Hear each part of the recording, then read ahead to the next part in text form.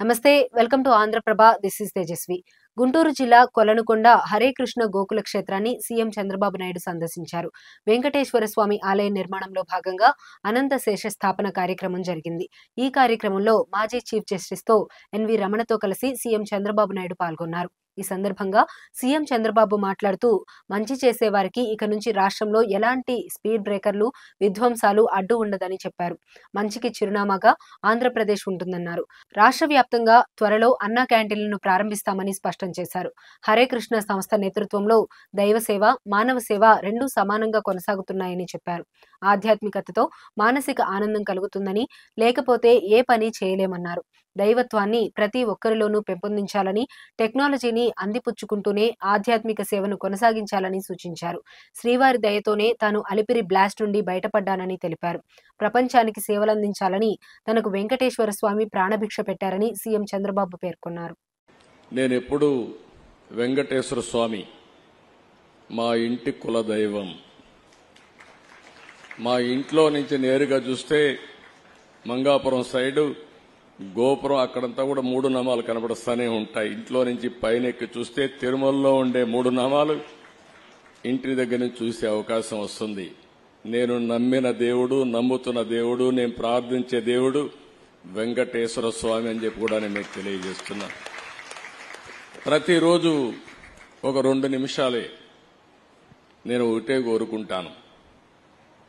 దండం పెట్టుకొని 1 నిమిషం ప్రార్థన చేసి, ఇప్పుడు ఒకసారి చూస్తే నాకు ప్రాణ భిక్ష పెట్టింది కూడా వెంకటేశ్వర స్వామి. అదొక మిస్టరీ కూడా.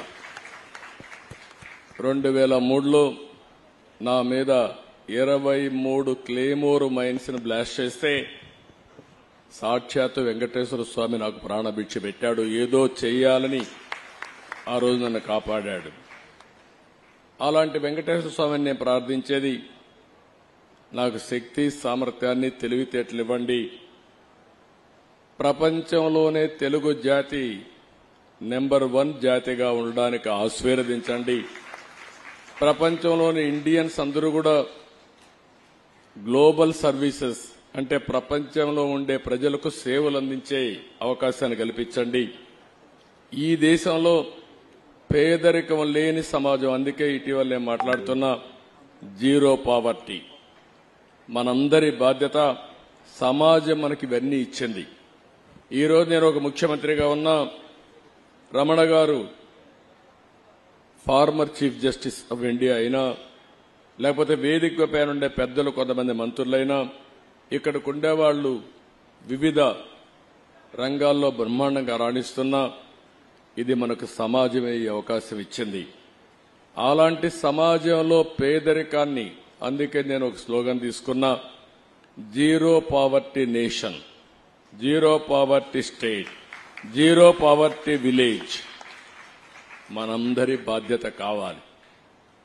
సంపద కొంతమందికి పరిమితమై పేదవాళ్లు పేదరికంలో మగ్గుతా ఉంటే అది మంచిది కాదు. ఈ విషయం మనం గుర్తుపెట్టుకోవాల్సిన అవసరం ఉంది.